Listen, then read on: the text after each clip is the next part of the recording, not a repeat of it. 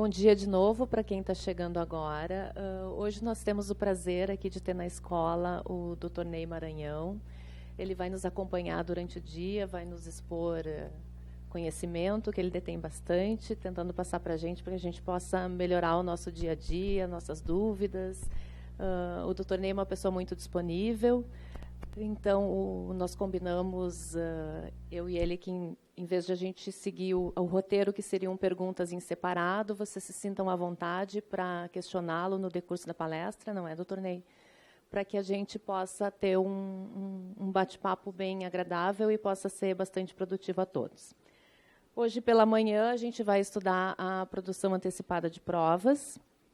À tarde, o dano processual. A nossa exposição com o Dr. Ney vai até às 10h30, quando a gente faz um intervalinho para um cafezinho, recuperar as forças, e a gente volta às 10h45 com as discussões em grupo, que a Cláudia já passou a cada um na entrada, mas nós confirmamos posteriormente o grupo de cada participante. 2 grupos ficarão nessa sala, outros 2 vão para salas em separado. Esses grupos vão eleger um relator. O relator vai, posteriormente, às 11h30, o relator vem aqui, expõe as conclusões de cada grupo. O doutor Ney vai estar nos acompanhando para dirimir eventual dúvida que tenha ficado. E às 12 horas a gente faz o encerramento da manhã. Eu peço a gentileza que se consiga observar esses horários, principalmente o intervalo, para que a gente possa vencer todo o programa. Esses temas, tanto a produção antecipada como o dano processual, são bastante vastos. Infelizmente, a gente tem só um turno para discutir cada um deles, mas vamos tentar fazer da melhor forma possível, e por isso eu peço a gentileza que se observem os horários da escola. Apresentando, então, o Dr. Ney Maranhão. Ele é juiz do trabalho titular da vara no TRT 8. É doutor em Direito pela Universidade de São Paulo, professor do curso de Direito da Universidade Federal do Pará. Eu deixo, então, aqui com vocês agora o Dr. Ney, para que a gente possa aproveitar da presença dele mais uma vez à escola. Agradeço, doutor, pela sua disponibilidade.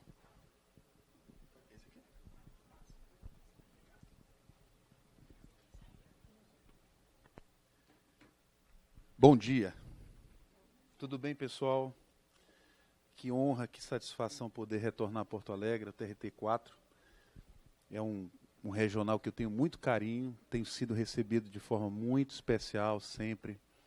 Quero agradecer a Adriana, né, pela apresentação, por poder intermediar e dirigir aqui esses trabalhos. Agradecer a doutora Carmen, que não está presente, mas conversei com ela pelo convite, pela confiança que ela sempre deposita no meu trabalho.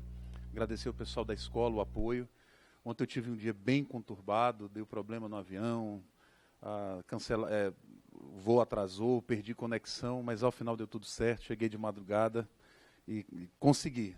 Peguei o meu cipó lá na Amazônia, atravessei o Brasil, o cipó quebrou no meio do caminho, mas eu consegui chegar. Né? César, te cumprimentar os colegas magistrados, servidores que estão aqui.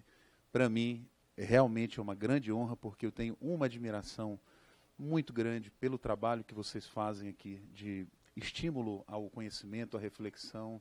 É uma escola judicial exemplar, prima pela excelência, e sempre que eu posso, eu rendo todas as homenagens e deposito todos os elogios que são merecidos à escola judicial e aos servidores e magistrados do TRT 4. Vocês realmente são exemplares nesse ímpeto de se aprimorar, de refletir, de aprender. Numa sexta-feira, não é todo mundo que está disposto a estar aqui para poder tirar algum tempo, né, do seu trabalho para poder se aprimorar.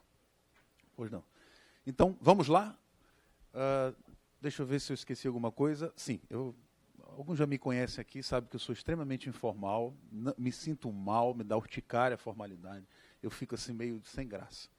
Então, já antecipo para vocês, já conheço também como é a dinâmica do gaúcho, de como vocês trabalham esse tipo de questão de palestra, de ministração. Eu sei que vocês querem ficar à vontade para questionar, por isso eu falei para a Adriana, fiquem à vontade para levantar a mão, para fazer a pergunta, colocar a sua experiência para a gente aqui ter o momento mais produtivo. Ou seja, não é necessário ter um momento específico de pergunta, você pode fazer sua pergunta a qualquer momento.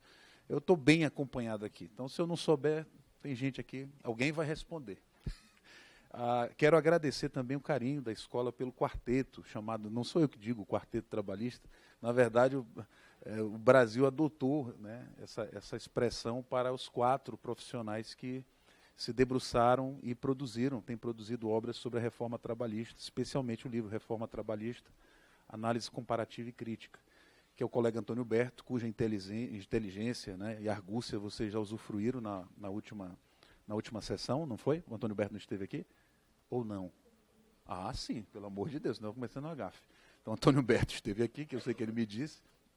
Eu estou aqui, Fabiano acho que é o próximo, e depois o Platão, fechando o quarteto, que é chamado de quarteto trabalhista, porque são 4 magistrados e professores que têm trabalhado juntos em obras. Nós, além do Reforma Trabalhista, temos o Manual de Audiência Trabalhista, tá, com 300 e poucas páginas, numa pegada prática, trazendo muitos exemplos do dia a dia, pela editora RT. Foi publicado no final de 2018. Também coloco para vocês a possibilidade de acesso a essa pesquisa. Estamos trabalhando no livro sobre negociação coletiva agora, com uma casuística riquíssima, fazendo uma abordagem à luz das posições do Supremo e do TST. Vamos lá? Podemos? É um desafio falar aqui em 1h30, eu acho, né, sobre um tema que comportaria, sem dúvida, aqui 12 horas de debate. Então vamos lá para depois não dizer que faltou tempo. Sim. César, se eu precisar de tipo de ajuda, tu me ajuda a fazer alguma leitura. Bom, eu vou começar logo aqui dizendo para vocês, eu sei que o tema que me foi ofertado foi produção antecipada de prova. Essa expressão, todavia, é restritivíssima, porque não é apenas uma produção antecipada de prova que nós vamos falar. Em verdade, nós estamos trabalhando em uma verdadeira mudança de paradigma do que nós entendemos por processo, tá? Por isso que o título da minha fala, eu preferi fazer essa alteração, porque ele transmite melhor a ideia, que eu acredito que é essencial para vocês, é que nós não estamos simplesmente antecipando nada. Nós estamos diante de uma nova forma de ver as coisas processuais, e no particular, através do que a doutrina tem chamado de direito autônomo à prova. Então, essa ação probatória autônoma, é uma expressão que está muito caracterizada aí na doutrina mais forte, né, a doutrina mais reconhecida, ela vem trazendo justamente essa noção inicial que eu preciso que vocês captem, porque ela é o núcleo da minha fala nesta manhã, que é a ideia de que nós estamos hoje operando no sistema dúplice, que saiu da ideia tradicional de que você pede e prova, para admitir também, alternativamente, que você possa utilizar da jurisdição para simplesmente provar, sem pedir. Isto é uma mudança, pelo menos no sistema brasileiro, profunda, profundíssima. Então, a partir de agora, você vai ter a possibilidade de simplesmente ter o direito autônomo e específico a provar, ainda que não deduza qualquer pedido, e nem tenha intenção de fazer. Este é o ponto central da minha fala nesta manhã. E eu vou começar com vocês, fazendo alguns aportes gerais, que não são academicismos, mas são elementos centrais para vocês construírem esse edifício de conhecimento nesta manhã, no tempo que nos é reservado, claro. Em primeiro lugar, para falar para vocês que o tema da prova é um tema de direito fundamental. Não vou discorrer aqui com grande profundidade, porque o tempo não permite, mas, sem dúvida, vocês já sabem que hoje o processo ele é visto não apenas como um instrumento, mas, sobretudo, como uma garantia do cidadão. E uma garantia que hoje reverbera uma decisão político-jurídica de que o processo não seja simplesmente um elemento resolvedor de formalidades, extintor de processo no sentido técnico, burocrático, mas, sobretudo, ele sirva para resolver problemas práticos e reais das pessoas. Portanto, ele atinja o mérito. Daí o chamado princípio que se levanta depois do CPC de 2015, que é o princípio do atingimento máximo do mérito, evitando, portanto, que o juiz extinga, sem análise do mérito, à torta e à direita, mas, muito pelo contrário, ele empreste o seu espírito criativo para poder romper formalidades e burocracias e chegue ao mérito da questão, porque é esta a exigência que a sociedade faz hoje de uma jurisdição ou de uma justiça realmente preocupada com as problemáticas da vida humana. Tanto é verdade que nós podemos hoje, por força expressa de lei, suplantar, ultrapassar elementos formais até relacionados à carência do direito de ação, ao pressuposto processual, desde que no mérito eu vá tutelar e favorecer aquele que seria protegido justamente por esse elemento. É o caso clássico da inépcia desordial, que é um pressuposto processual, que eu deixo de pronunciar, mesmo que óbvio, porque no mérito, né, há uma confissão real que beneficia aquele que seria beneficiado pela própria inépcia, qual seja o reclamado. Então, hoje, antigamente, nós não tínhamos essa possibilidade. Inépcia era inépcia e eu não podia ultrapassar isso, mesmo sabendo que lá no mérito eu julgaria improcedente o pedido. Hoje, a gente pode fazer isso tranquilamente. Tudo bem? Então, esta tônica, esta pegada de avanço ao mérito, de resolver a questão mesmo que está sendo discutida, isto evidencia o elemento probatório. Isso demonstra, não é que passou a existir apenas do CPC de 2015 para cá, mas sempre o foi. A certificação de fatos sempre foi um elemento central para a qualidade da prestação jurisdicional. Quanto maior a qualidade da certificação fática, né, quanto maior a qualidade desse garimpar, dessa prospecção de fatos que são trazidos pelas partes e que, através de provas, são certificados nos autos, com o objetivo de convencer ao juiz, quanto maior a qualidade deste elemento de produção de prova, seguramente maior vai ser a qualidade da sentença que vai ser pronunciada, que vai ser prolatada. Então, hoje, esse elemento prova, ele avulta em importância científica. De fato, hoje nós estamos trabalhando o elemento prova também como um direito fundamental. O direito fundamental à prova, ou seja, não apenas o direito fundamental a alegar, mas também ter como expressão de sua dignidade o direito fundamental a produzir prova. E isto tem a ver diretamente com o devido processo. Um processo devido, um processo justo, é um processo que tem uma boa certificação fática amparando a decisão do juiz. Tudo bem? Segundo momento, isto não é apenas um direito fundamental, isto é um direito complexo. Por que isso é um direito complexo? O direito à prova é um direito multidimensional, multifacetado. Ele engloba uma série de camadas que se interpõem e se conectam para gerar esse direito fundamental muito importante hoje na ciência processual, que é o que nós estabelecemos, e o Marinoni faz isso muito bem, 4 etapas da produção da prova. Quando eu falo direito à prova, portanto, eu não estou falando apenas do direito de ouvir uma testemunha, ou do direito de ter uma inspeção judicial, ou no direito de produzir uma prova pericial. É algo muito mais profundo e complexo, a englobar, em síntese, pelo menos 4 dimensões muito importantes. A primeira é a dimensão de o direito fundamental de requerer a produção da prova. Então, quando eu falo de direito fundamental à prova, eu estou falando, primeiramente, que o interessado, a parte, o cidadão, o jurisdicionado, ele, direta ou através de seu patrono, tem um direito fundamental, primeiro, de postular essa prova. É um direito fundamental. Nenhum juiz pode negar essa dimensão do direito à prova. O simples direito de pedir, de postular, de requerer, de reivindicar, de vindicar, isto é inafastável, é um direito fundamental. É óbvio que ao direito de postular segue-se a segunda dimensão desse direito fundamental à prova, qual seja o direito a um juízo de admissibilidade. A parte não apenas tem o direito de postular, mas ele tem o direito fundamental a que haja um juízo de admissibilidade por parte do magistrado devidamente fundamentado.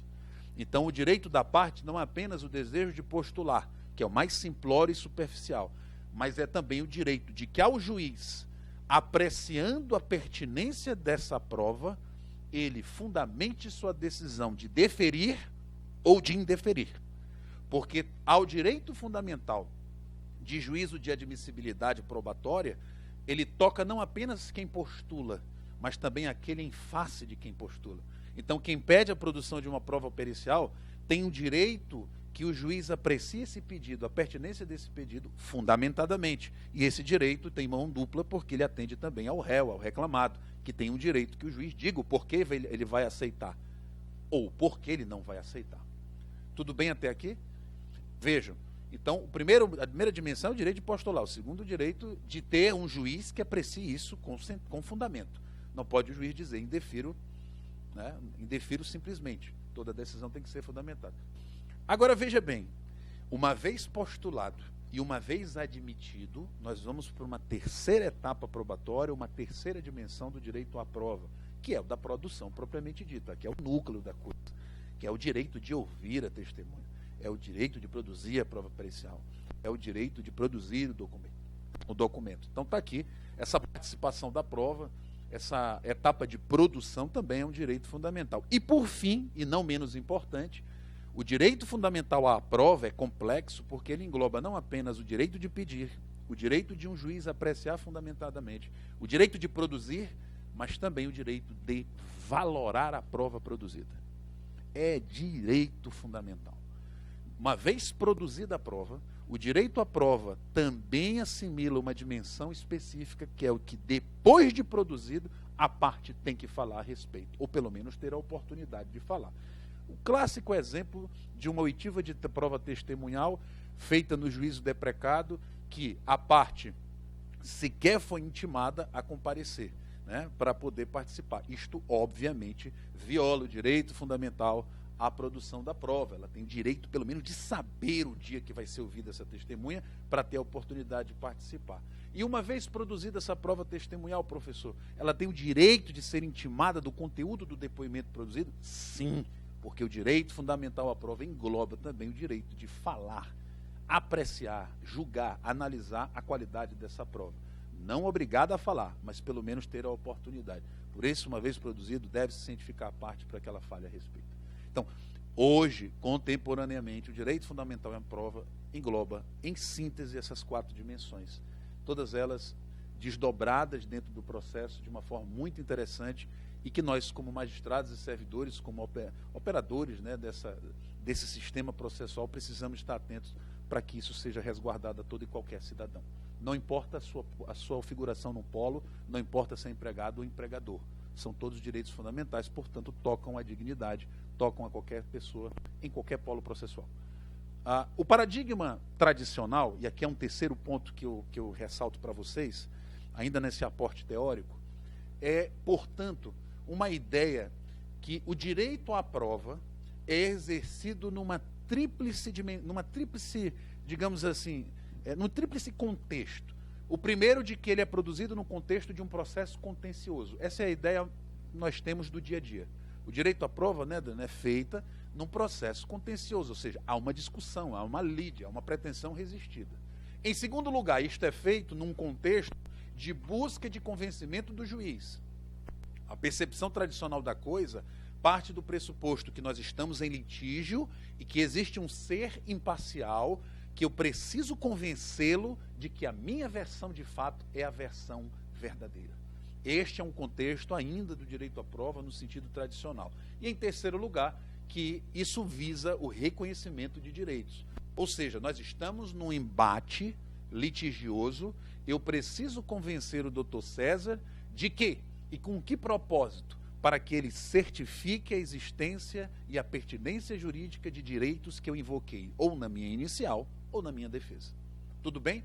Então, esse cenário belicoso, esse cenário concentrador dos atos na figura do magistrado, este cenário de busca de elementos probatórios com uma funcionalidade voltada para o reconhecimento de direitos específicos, isto representa o cotidiano científico do que se entende tradicionalmente por direito fundamental à prova. É isto que nós vamos romper a partir do CPC de 2015. Romper em que sentido, professor? Dúvidas aqui? Tudo bem até agora? Romper em que sentido? No sentido de que, a partir do CPC de 2015, esta sistemática ela vai se alterar para permitir algo extremamente diferenciado. Para tanto, eu permito-me fazer aqui uma explanação rápida, 30 segundos, a respeito de como era de como era essa função, essa possibilidade de produção de prova, antecipada de prova, alertando aos colegas que isso é importante. A novidade não é a produção antecipada de prova. A produção antecipada de prova, ela já existia no CPC de 73, tá? Então, isto aqui, não há uma novidade na possibilidade de você buscar produção probatória antes, digamos assim, do seu locus ou do seu momento tradicionalmente figurado dentro do processo. A possibilidade de uma testemunha que vai viajar para o exterior, vai ser difícil de ser alcançada, e eu produzir a prova testemunhal antes do ajuizamento de uma ação, já era possível. Tudo bem? Isso já era plenamente possível no próprio CPC anterior. Então, mas eu preciso só destacar para vocês como essa mudança de paradigma é profunda, vendo óbvio o antes e depois comparando com o atual. E antes, como era a produção antecipada de prova? Primeiro, você tinha cautelares específicas. A produção antecipada de prova, fica à vontade. A produção antecipada de prova, ela estava umbilicalmente relacionada à cautelaridade do processo. Ela estava intrinsecamente relacionada à tutela de um direito em periclitância, pela urgência, pela necessidade, em razão de algum fator estressor que demandava uma produção probatória urgente, porque se não o fizesse, isso restaria frustrado em um processo principal. Então, esse cenário periclitante, opressor, né, de produção de prova no contexto tradicional, demandando que se antecipe isso através de uma cautelar, é o cenário tradicional da produção antecipada de prova. Acontece que o CPC de 73, ele tinha um regramento da produção cautelar antecipada de prova extremamente fragmentária, complexa, burocrática. Pelo menos, vejam, a produção antecipada de prova, primeiro, era fundada na urgência, restrita a provas orais e periciais. Você ficava dependente do ajuizamento da ação futura. É o que eu chamo de tripla restrição. Ou seja, eu tinha que ter uma urgência que justificasse isso, eu tinha que ter restrições quanto a que meios de prova eu me valeria na produção antecipada de prova, e em terceiro lugar, eu necessariamente estava preso à produção da prova e a sua eficácia ficar condicionada a eu necessitar de um ajuizamento de uma ação principal. Não é isso? Então, esse cenário de tríplice restritividade é o cenário que vigorava em cautelares de produção antecipada de prova no CPC anterior. A chamada justificação. Se você quisesse fazer uma produção de prova qualificada, testemunhal, para justificar uma tutela antecipada, você pedia a chamada audiência de justificação, sessão de justificação, que você pedia-se uma tutela antecipada e o magistrado então marcava uma sessão, e nessa sessão havia a possibilidade de uma produção de prova sumária, com o objetivo de convencer o juiz de que ele deve antecipar os efeitos concretos da tutela principal.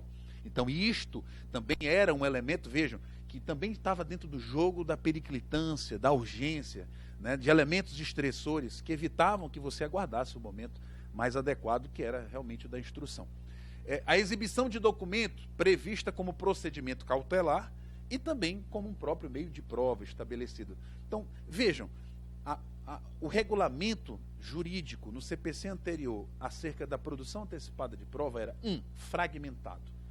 Para um lado, prova testemunhal, para outro lado, prova oral e pericial, para outra, documental. 3 figuras para atender produção de prova antecipada.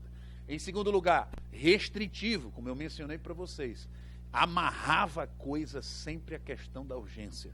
E também a questão da ação certificadora de direitos, sendo como uma imposição do sistema.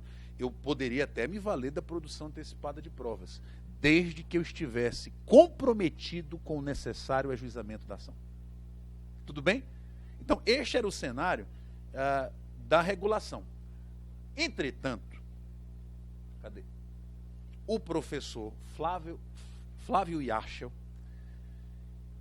levantou um questionamento, doutrinariamente, forçando uma reflexão que parecia, de fato, extremamente interessante e pertinente. Pergunta o professor Flávio Yarchel: a possibilidade de buscar e de obter a prova não parece estar necessária e diretamente vinculada ao exercício da ação e da defesa no contexto de um processo instaurado para se declarar o direito ao caso concreto. Olha o que ele diz agora. A prova pode e deve ser vista também como elemento pelo qual os interessados avaliam as suas chances, riscos e encargos em um processo futuro, e pelo qual norteiam sua conduta, inclusive de sorte a evitar uma decisão imperativa. Captaram? O Yashon faz uma perguntinha boba. Por que produzir prova está necessariamente vinculada à existência de um processo contencioso? Por quê? Alguém responderia, porque assim está na lei. O Yashon faz essa reflexão e coloca uma sistemática que não era a sistemática tradicional da cultura processual brasileira, mas é uma sistemática comum na cultura processual, por exemplo, americana. A gente tem aqui o especialista, o César, né, no direito norte-americano processual, do sistema do pre-trial, né? É isso? Estou falando certo? Exato. Em que você, nos Estados Unidos, primeiro certifica-se das provas, dialoga os elementos probatórios, com o advogado da parte contrária.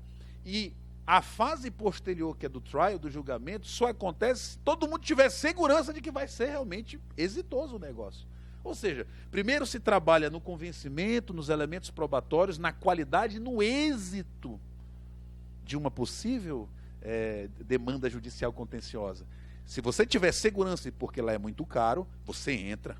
Por isso que naqueles filmes e séries a gente assiste os advogados, né, debatendo, comentando, cadê a prova, testemunho e tal. Olha, eu vou entrar. Geralmente, quando a pessoa, eles convencionam, negociam e conciliam antes, porque eles já sabem o resultado do processo, se acontecer. Né? Então, isso é da cultura, que não é a cultura nossa. A nossa cultura é sempre, vamos para a briga, vamos para o processo, e lá eu vou buscar as minhas cartas, vou puxar da minha manga, e você vai se surpreender, porque no final o juiz vai dar a meu favor. E aí fica aquele jogo da artimanha, né? O jogo do que vai acontecer, ninguém sabe, aquela suspeição, a audiência começando, ninguém sabendo quem é a testemunha, né? Ah, meu Deus, quem é essa testemunha? Não existe isso nos Estados Unidos, né? Lá o camarada diz assim, eu estou pensando em entrar com uma ação contra o McDonald's, está aqui as testemunhas, as provas, eu quero fazer prova oficial, dá até o telefone da testemunha para o outro advogado. Transparência total. Transparência total. Por não. Tenho. Não, só adicionar mais uma camada e um elemento, é que a prova lá é produzida a ferro e fogo.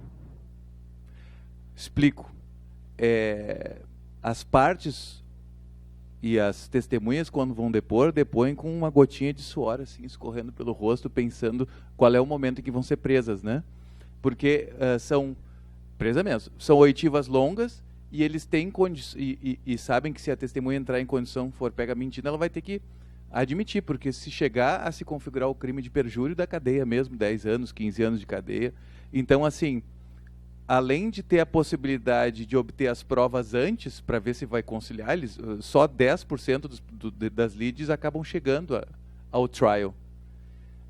Então, acaba funcionando muito isso, porque tem esse outro elemento, que é uma forte coerção estatal para as provas manipuladas, para o falso testemunho, para a omissão de documentos, etc. Controle. Lá o juiz, ele fica paradinho e deixa as partes se movimentarem para produzir. Mas é extremamente rigoroso no controle ético da produção das provas. Malandragem lá não tem vez. Malandragem não tem vez. Então, avançando. Perceberam, então, o questionamento do Yashon? Pois é. O Yashon, então, faz uma colocação que vai ser abraçada pelo direito brasileiro no CPC de 2015, abrindo, portanto, uma concepção dupla do direito à prova. Uma concepção que seria a clássica, ou o sentido amplo, que é aquele que nós vimos, em que a prova é um direito fundamental exercitado em um contexto processual de busca de reconhecimento de direitos, jurisdição contenciosa. A prova se realiza para convencimento do juiz e tem o magistrado como destinatário. Entretanto, a partir de agora, com o CPC de 2015, abraçando as reflexões do professor Yashon, nós temos também uma visão contemporânea do direito à prova em sentido estrito, que é o direito fundamental exercitado em um contexto procedimental de pura busca de certificação de direitos. Isso aqui é uma jurisdição voluntária, propriamente. A prova se realiza para a conveniência dos interessados. Está faltando um Szinho ali. Dos interessados. Tem as partes como destinatárias. Vejam que é uma mudança brutal de visão. Captaram? Aqui nós não temos mais interesse em certificar direitos. Nosso objetivo principal e exclusivo é produzir prova. E pronto, acabou. O que eu vou fazer com essa prova? Não interessa. Se eu vou entrar com a ação, não interessa. Se eu vou não entrar com a ação, também não interessa. Eu quero só saber se eu tenho provas boas. Este é o ponto. O objetivo da prova não é convencer o juiz, não é insuflar o conhecimento do juiz, não é convencê-lo de nada. O objetivo da prova, o juiz é simplesmente um árbitro tarifador das regras do jogo. Uma vez produzida a prova, tchau pessoal, muito obrigado, valeu. Encerra a sessão. O que se vai fazer das provas, a leitura que se tem das provas é uma coisa que concerne exclusivamente aos interessados. Nem o juiz faz isso mais. Este é o pano de fundo desta chamada autonomia da produção da prova propalada pelo CPC de 2015. Esta nova visão vai, portanto, abrir um leque extraordinário, riquíssimo no campo probatório brasileiro. Riquíssimo. Eis aqui uma das grandes novidades verdadeiras, não é retórica, verdadeiras do novo Código de Processo Civil. Que, infelizmente, esse diamante, que precisa ser lapidado, está dormindo para o processo do trabalho. Vocês vão ver a importância disso para o processo do trabalho, especialmente no contexto pós-reforma. O que tem de novo, professor? O novo está aqui. É o artigo 381 do CPC que diz: a produção antecipada de prova será admitida nos casos em que... E aqui eu faço a crítica. Não é produção antecipada de prova. Isso é muito restritivo.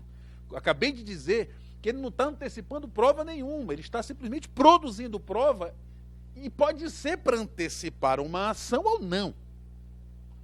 Mas o texto continua falando. Produção antecipada de prova. Inciso 1. Haja fundado receio de que venha a tornar-se impossível ou muito difícil a verificação de certos fatos na pendência da ação. Ou seja, essa hipótese da ação probatória autônoma é uma hipótese fundada na necessidade em razão de urgência. Aqui, nenhuma novidade.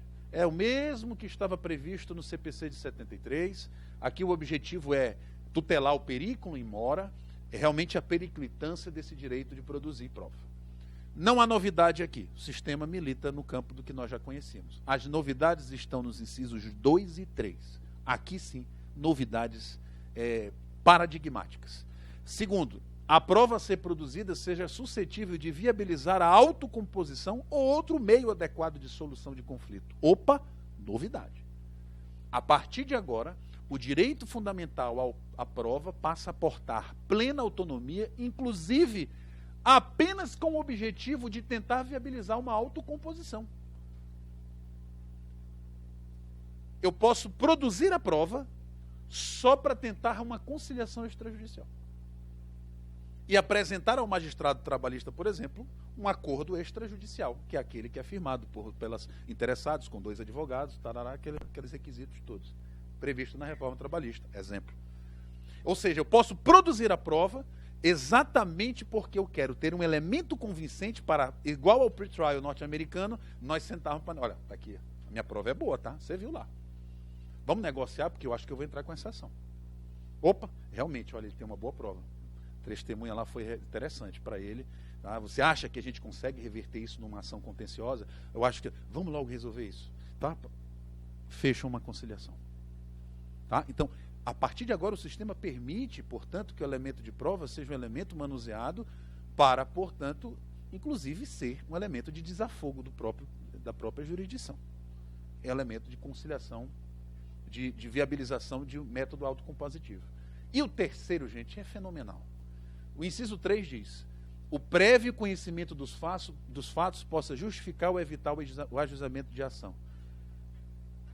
Aqui é litigância responsável genuína.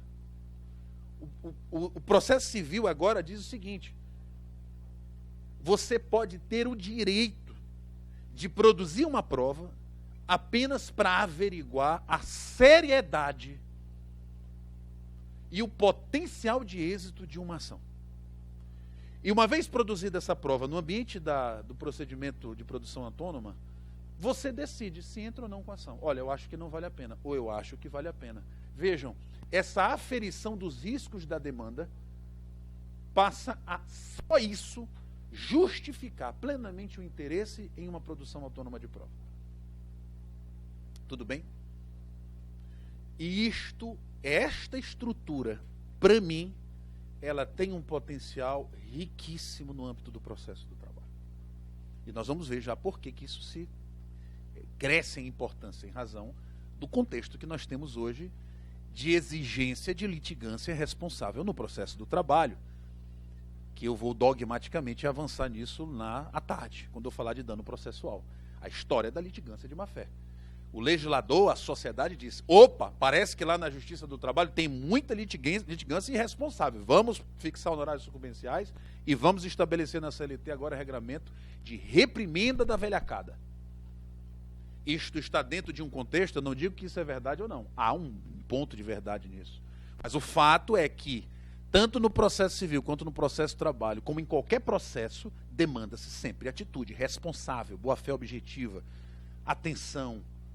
Não se pode usar do Poder Judiciário para simplesmente dar vazão a ímpetos, né, pouco nobres. Né?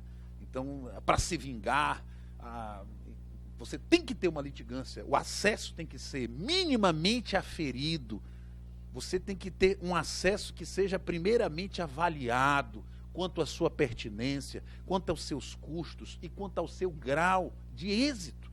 Coisa que antigamente não tinha. Antigamente não interessa, entremos, ajuizemos a ação, vamos ver o que vai dar. Até porque não custa nada. Não é assim? É óbvio que esse sistema faliu, porque de fato, no Brasil, ajuizar uma ação que não lhe custa nada é fomentar a que todos venham para a justiça. E isto é uma crítica que eu acho que é razoável e correta para a litigância na Justiça do Trabalho. Precisava realmente de algum filtro. Então vejam, este jogo aqui é um jogo que vai muito nos atender, porque ele estabelece uma nova forma de ver a coisa. Correndo aqui. Afinal, Ney, o que mudou aí? Vocês já perceberam. Primeiro unificou a produção antecipada de prova e justificação. Não tem mais essas figuras. Produção de prova autônoma agora não fala justificação ou produção antecipada de prova cautelar. Não existe mais essa distinção. Tudo isso vai ser em uma única ação, né, um único procedimento, e que permite, portanto, a obtenção antecipada de qualquer meio de prova. Não tem mais distinção entre prova testemunhal, prova oral, prova pericial e prova documental.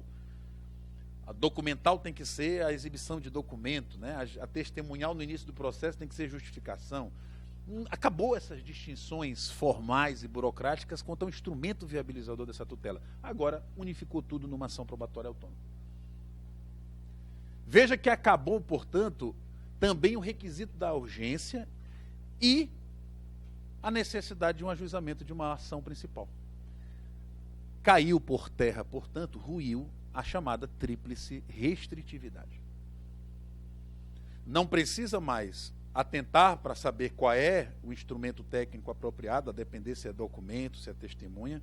Não há mais necessidade de periclitância nem urgência e não há mais necessidade sequer da obrigatoriedade de ajuizar uma ação para discutir o direito que se deseja. Isto é uma mudança paradigmática no sistema processual. Veja, a extracontenciosidade. À tarde nós vamos falar da intracontenciosidade. Dentro de um contencioso, as violações ético-processuais. Aqui nós estamos falando de um sistema novidadeiro que trabalha no extracontencioso, né, no prévio, no debate anterior, sério, responsável, ético. Isto é a nova produção de prova. A regência jurídica é simplificada, maximamente abrangente, reguladora do direito autônomo à prova, instrumento técnico de prospecção de evidências com vistas a uma litigância responsável e fomento a soluções extrajudiciais de conflito. Dúvidas? Tudo bem até aqui? Pois não.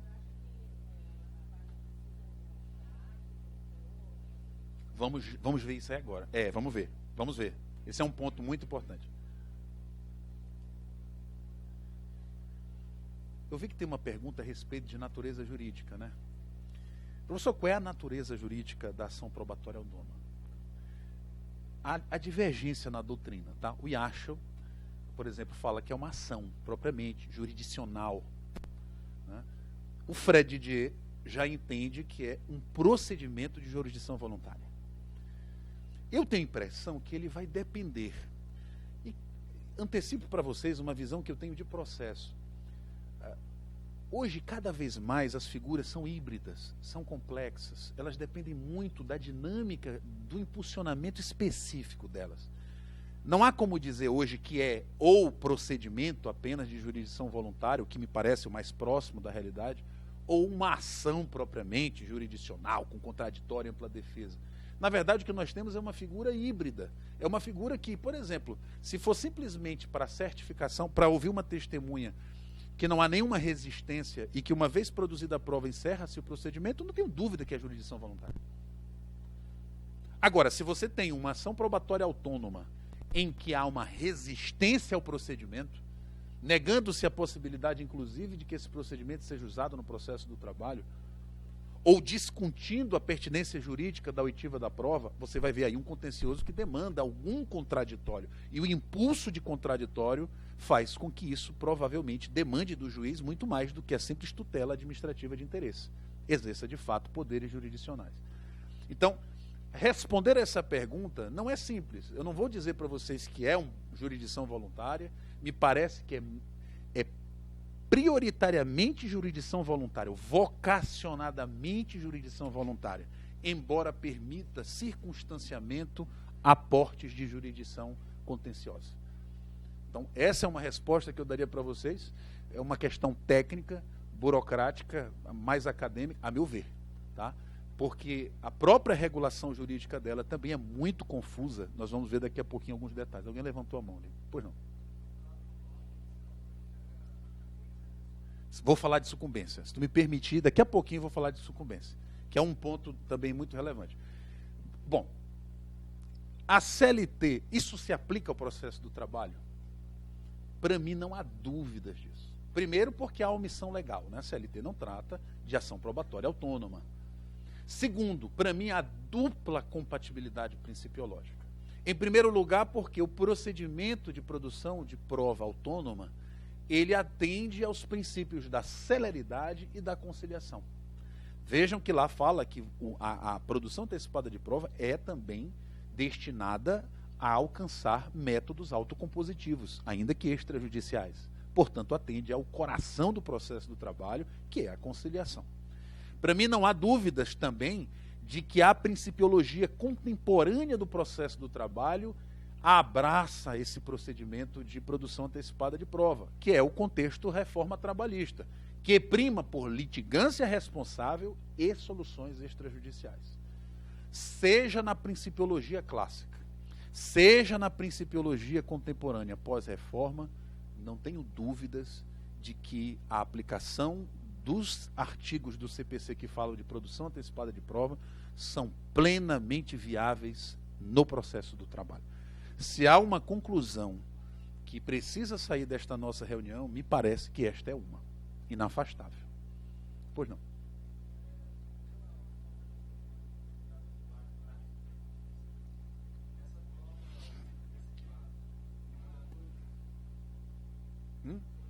Preciso do microfone para gravar, né? Eu vou deixar já aqui para vocês irem lendo aqui uma decisão do TRT3, que a juíza de primeiro grau negou a possibilidade de incidência da ação probatória autônoma no processo do trabalho, exatamente usando a reforma trabalhista. Ela disse o seguinte, vou já te passar a palavra. Na verdade, o demandante parece ter distribuído a presente ação cautelar de produção antecipada de prova. Está até errado, não era ação cautelar, lembrem, né? Não é ação cautelar. Apenas com o intuito de se ver livre da condenação ao pagamento de honorários periciais e advocatícios previstos na Lei 13.467. Então vejam bem, o argumento, com todo o respeito da colega do primeiro grau, do colega, não sei se era juiz ou juíza, foi no seguinte sentido: epa, deixa de ser esperto, tá? Tu estás querendo fugir dos honorários, né? Aqui não.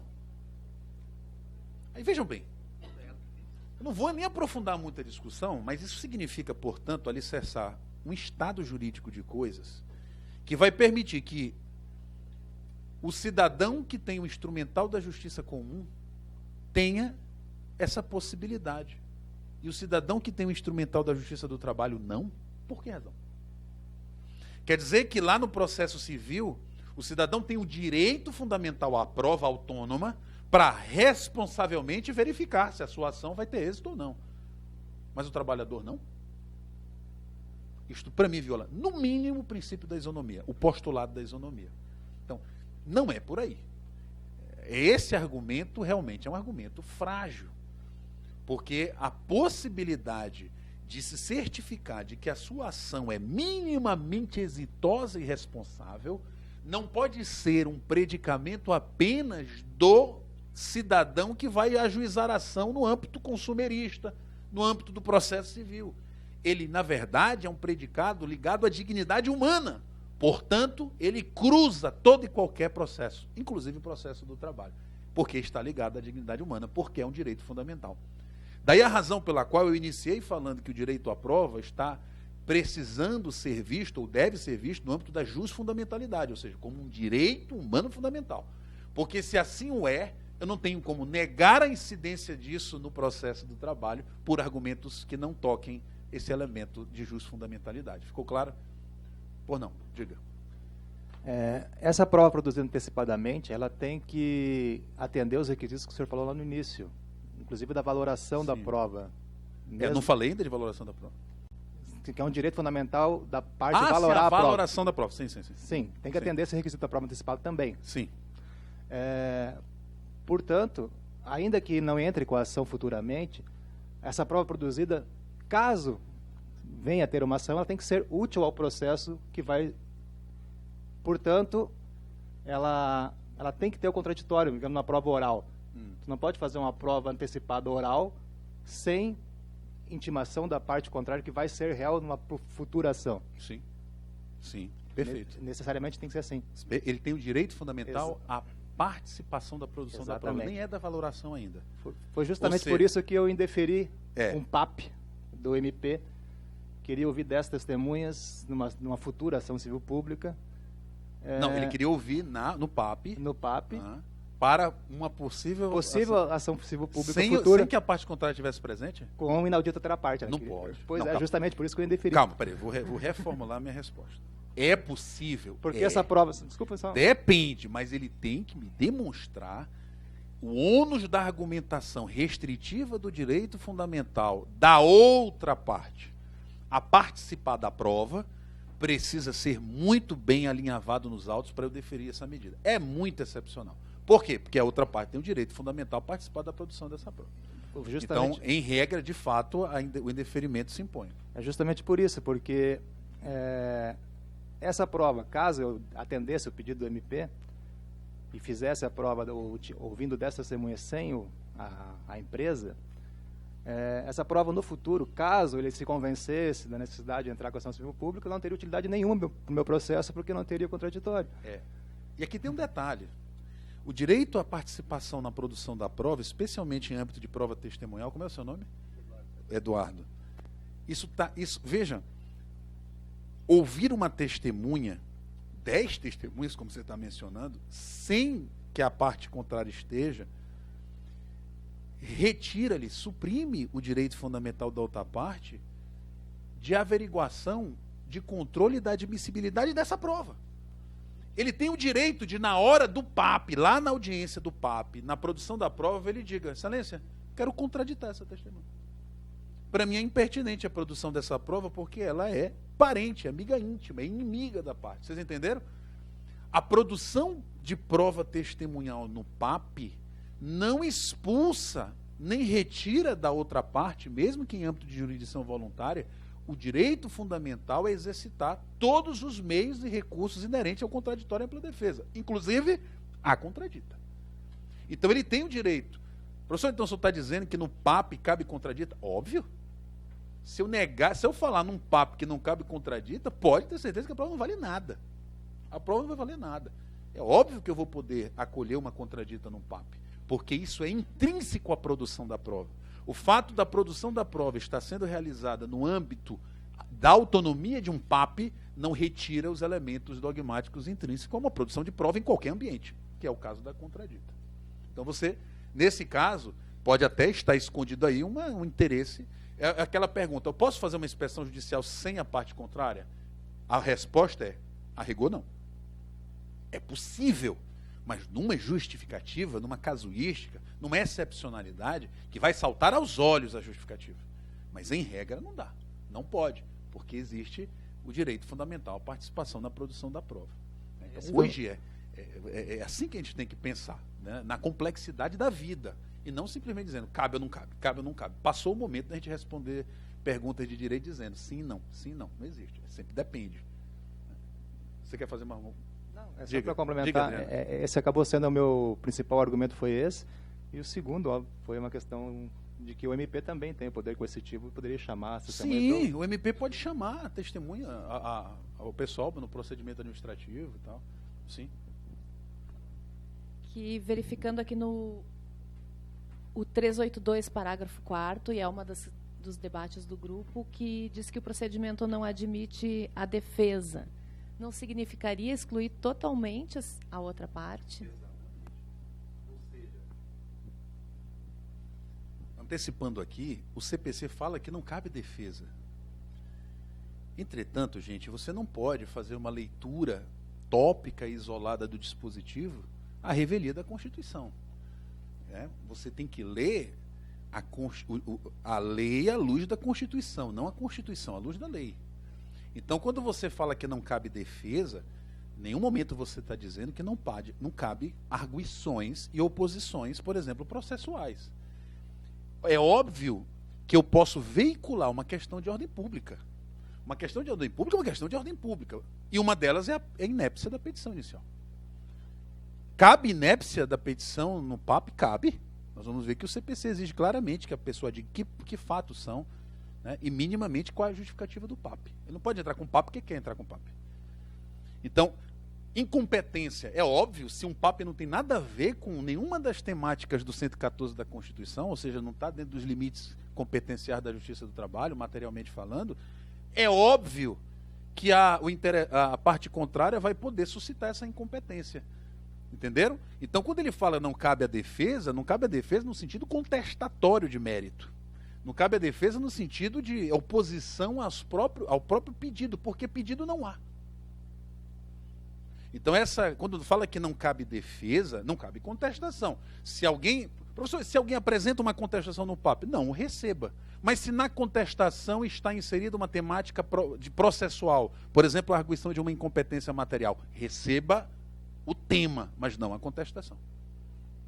Tudo bem? Porque essa temática é matéria de ordem pública. Então você pode sim discutir questões que inclusive são oficiosas, ou seja, o juiz de ofício ele deve proclamar. E o alerta pode vir até de uma pessoa que está assistindo a audiência. Vocês sabem disso, né? Se uma pessoa que está assistindo a audiência diz assim, você não é incompetente para isso, não? Se eu posso de ofício, por que eu não posso ser alertado pelo estagiário que está vendo? Estou fazendo aqui uma brincadeira, mas o que eu quero dizer é que são temas que podem ser suscitados até pelo passarinho. Porque são temas de ordem pública. Eu de ofício posso declarar isso. Então tem que se ler, portanto, esse dispositivo com olhos voltados à proteção de direitos fundamentais, garantias processuais que são resguardadas em âmbito constitucional.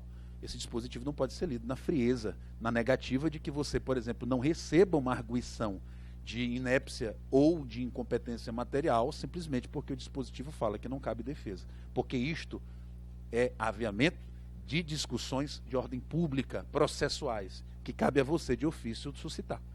Então é possível sim relativizar esse dispositivo. Bom, vejam que no segundo grau não colou, foi reformado, o Kleber Lúcio de Almeida, que é um processualista muito bom, tem um livro excelente, Processo do Trabalho, né? Ele vai trabalhar nisso. Cadê? Deixa eu correr aqui, gente. Esse tempo é terrível.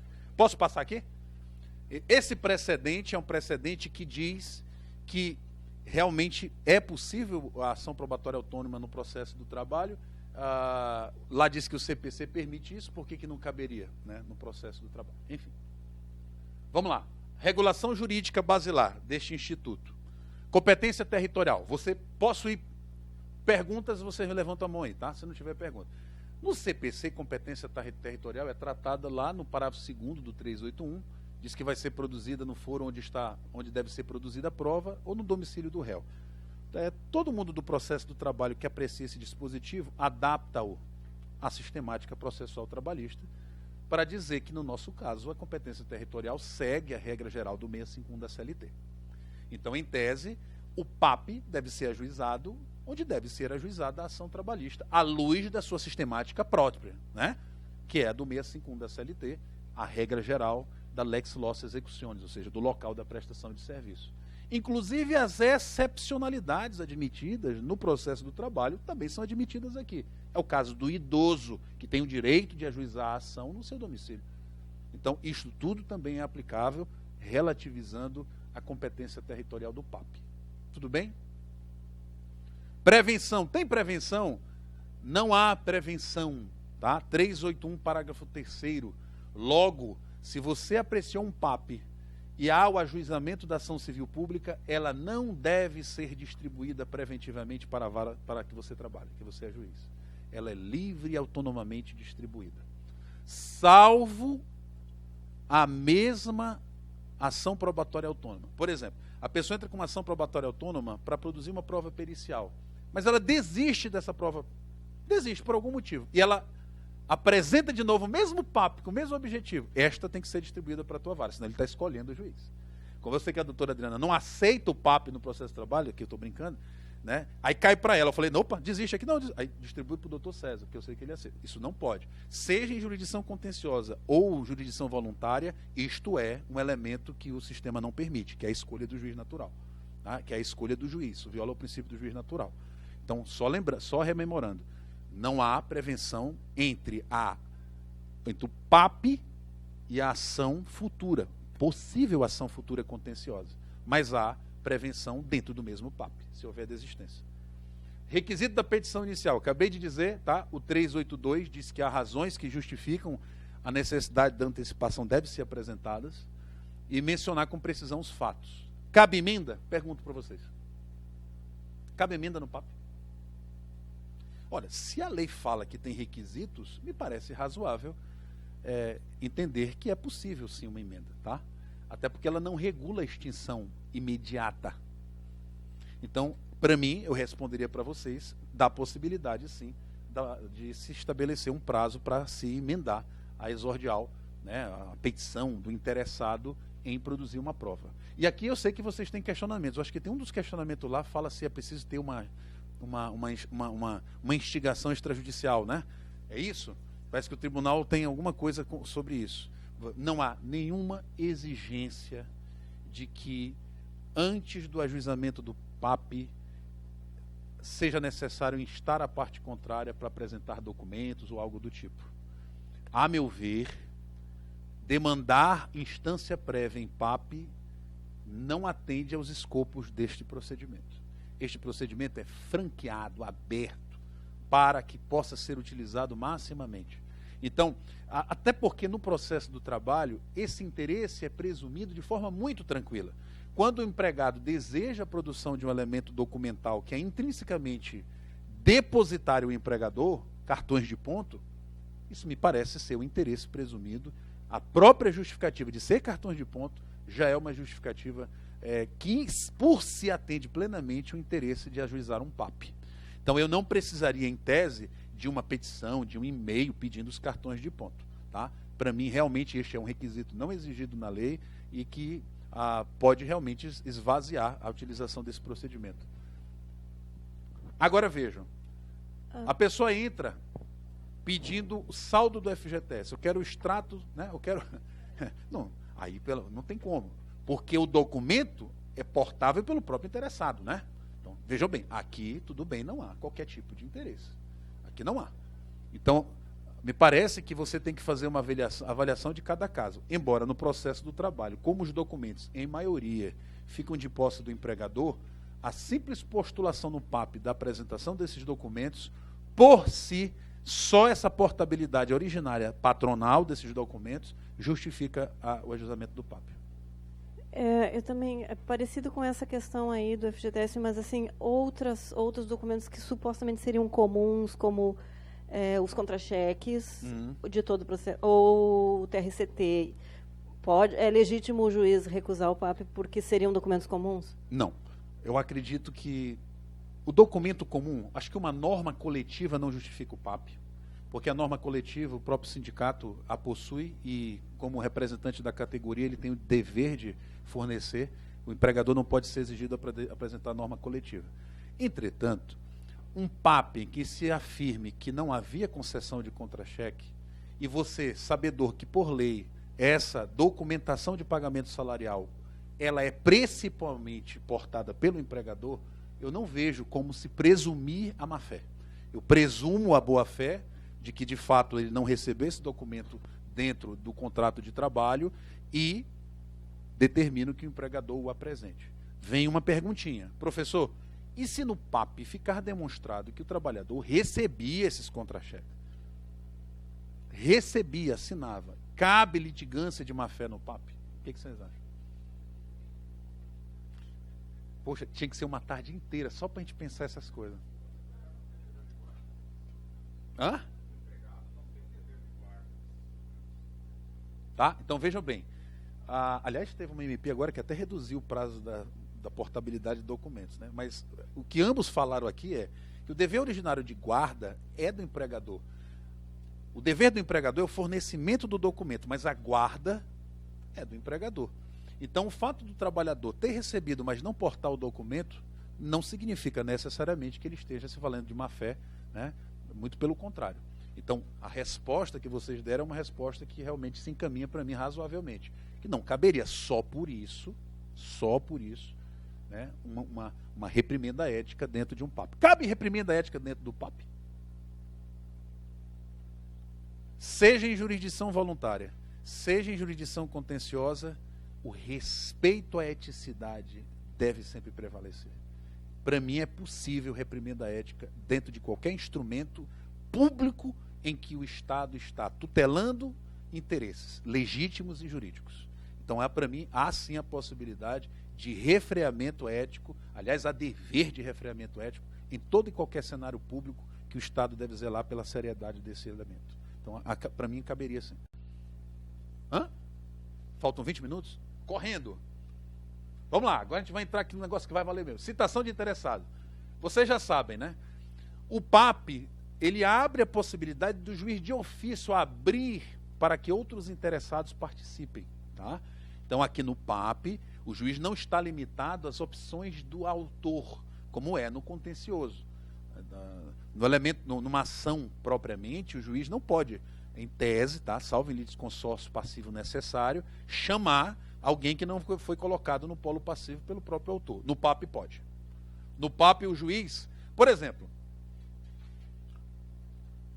uma empresa ingressa com um PAP para produzir prova pericial certificadora que não há insalubridade nas condições de trabalho. Vocês já pensaram nessa hipótese? Quem pode usar um PAP não é só o trabalhador, não. É a empresa.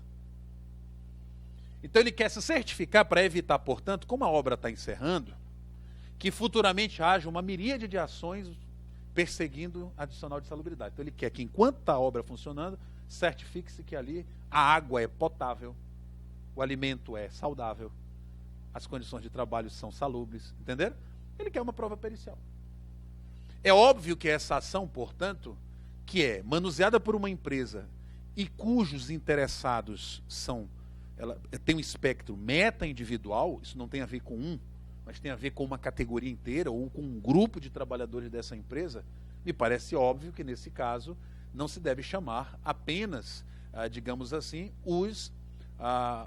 um trabalhador, um grupo de trabalhadores, mas o quê? O sindicato obreiro. Então, se não foi chamado no PAP, é dever do magistrado chamar o sindicato dos trabalhadores. E digo mais, chamar quem mais aí? Quando nós temos um interesse meta-individual em jogo? O Ministério Público do Trabalho também. Não digo como elemento necessário, passível de nulidade, mas eu digo como elemento garantidor de segurança e transparência máxima em um processo ou procedimento que tutela interesses meta-individuais. Então, o juiz tem plena capacidade de chamar. Se o trabalhador ajuiza um PAP frente ao empregador, mas se você sabe que aquilo é uma terceirização, eu recomendo aos magistrados que chamem a tomadora de serviço para participar da produção da prova. Por quê? Porque no eventual ajuizamento de ação, a tomadora de serviço pode arguir a ineficácia da prova produzida no PAP, porque ela não participou do contraditório, né, ou da própria participação da produção daquela prova no PAP. Então, para mim é um elemento garantidor de mais segurança e mais eficácia jurídica essa prova antecipadamente produzida, quando o juiz chama também a tomadora de serviço. Aliás, e por quê? Respondendo a uma pergunta que muito fazem, terminado o PAP, é possível fazer acordo? Óbvio. Aliás, esse é um dos propósitos do PAP. E eu já fiz isso. Eu produzi um PAP, uma produção de prova testemunhal, que ao final eu virei para o reclamado e disse, vamos fazer um acordo? Porque para mim está aprovado. E ele falou, doutor, vamos fazer um acordo. E nós fizemos um acordo. Então, no PAP, nós conciliamos. Porque este é um dos objetivos do PAP. Recomendo aos juízes, terminou de produzir a prova do PAP, não levante e vá embora. Tente um acordo logo. Porque o objetivo do PAP, de fato, é, digamos, também uma solução compositiva, consensual do conflito. Né? Aproveite o ensejo que está quente a produção da prova e já estimule os interessados a uma autocomposição, evitando, portanto, o ajuizamento de uma nova ação. Bom, interessados na produção da prova. Os interessados podem requerer a produção, quando faltar 10 minutos, você me avisa, né? Podem requerer a produção de qualquer prova no mesmo procedimento, desde que relacionada ao mesmo fato, salvo se a produção conjunta acarretar excessiva demora. Gente, bem truncado aqui, mas ele está dizendo o seguinte, é possível pedir produção de prova, o interessado, a parte contrária, entre aspas, vamos dizer, a empresa, ele pode produzir prova também. Deixa eu dizer para vocês, me parece que não é muito usado aqui. Lá em Macapá, no TRT-8, tem sido muito usado. E alguns advogados estão fazendo a seguinte estratégia. Eles estão na dúvida se tem vínculo de emprego ou não. Entram com um PAP para ouvir 3 testemunhas. 3 testemunhas. O objetivo é certificar-se da subordinação, pessoalidade e onerosidade de um determinado vínculo jurídico. Claro que o objetivo é assentar um vínculo de emprego futuro. Tá? Ele não pode pedir a declaração do vínculo no PAP, vocês sabem.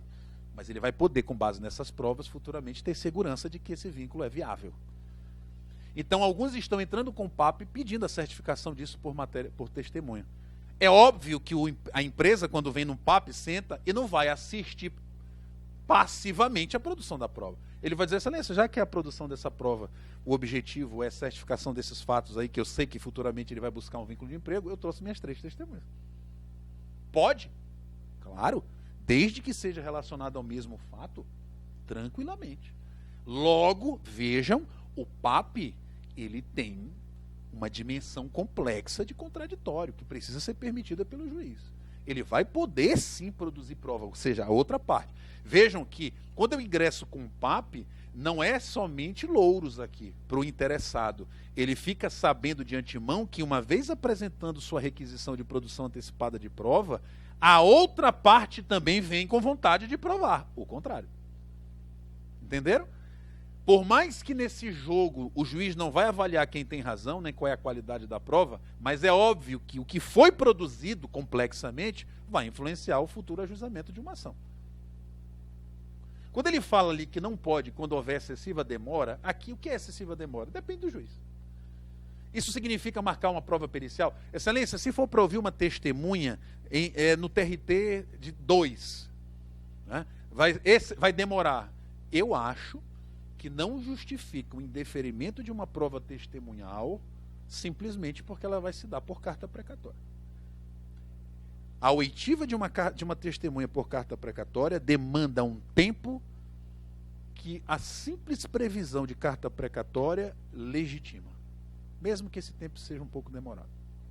Então eu não vejo justificativa. Dificilmente eu vou indeferir por causa disso, a não ser que seja uma carta rogatória. É diferente. Uma carta rogatória para o Sudão, eu indefiro na hora.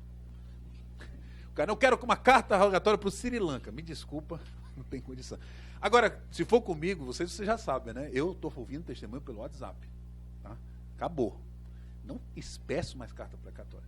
Excelência, eu quero ouvir a testemunha. Cadê seu testemunho? Não, minha testemunha está lá em Portugal. Está o nome dela aí. Ei, fulano? Oi, tu és o fulano de tal? Bota no vídeo aí, que eu sei que tu tem WhatsApp, tem... Ok, olha, é o seguinte, eu vou te ouvir agora, tá? Pega a sua identidade, mostra... Doutor, o que é isso? Não, eu estou lhe ouvindo. Tá? O senhor vai falar agora. Pois não. Papapá, começa a pergunta. Vamos lá. Acabou? Acabou. Está registrado em ata. Obrigado, cidadão. Tchau. Acabou. Sei que vocês ficam meio assustados, né? Mas calma. Isso é o futuro, gente. Isso é o futuro. Excelência, eu gostaria de ouvir a testemunha referida com uma carta precatória para o Rio Grande do Sul. Qual é o número dela? Acabou, gente. Para que eu vou fazer o cidadão ir para a justiça, lá aqui na vara, para ser ouvido pela doutora Adriana, se eu posso telefonar para ele com áudio, vídeo, e ele fazer o depoimento? Enfim, mas esse é um outro tema, né? Que eu sei que são... Eu e o Luciano Martinez fazemos isso, tá? Estou bem acompanhado. Alguém queria fazer uma pergunta? Diga. Depois eu passo para ti. No caso de serem ouvidas 3 testemunhas no PAP... Ai, meu Deus. Me ajuda, César. Haveria problema se a parte ajuizasse um procedimento sumaríssimo depois? Vejam bem, essa é uma questão muito interessante. Se eu ouvir 2 testemunhas no PAP, eu posso ouvir 2 numa ação futura? Porque aí eu já suplantei o limite, mesmo que seja um ordinário. Né? A pergunta dele, eu ouvi 3 no PAP. Posso ouvir mais 3 no processo principal? O que vocês acham, gente?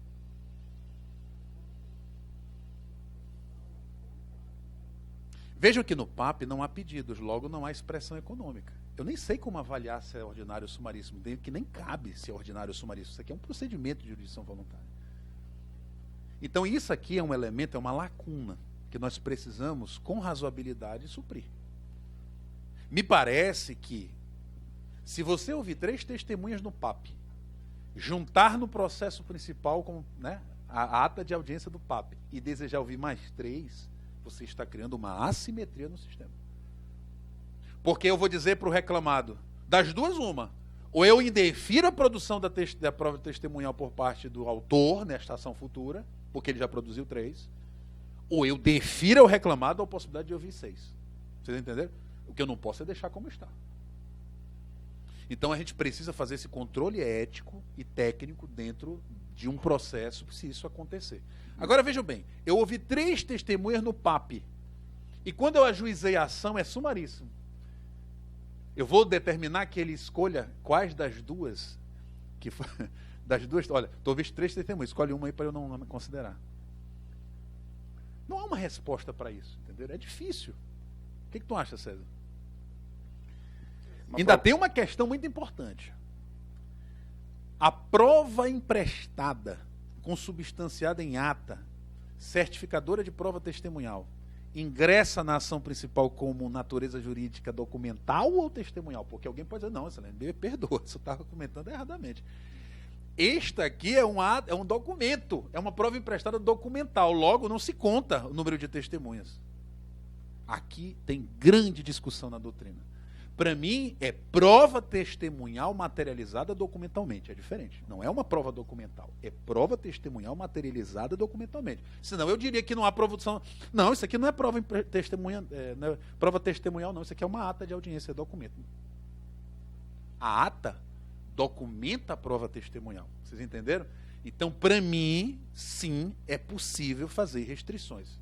Tá? É possível fazer restrições. Deixa eu aproveitar a conversa para... Poxa, é uma pinda que a gente está... inserir rapidamente um outro tema conexo a esse do rito sumaríssimo. Que pena!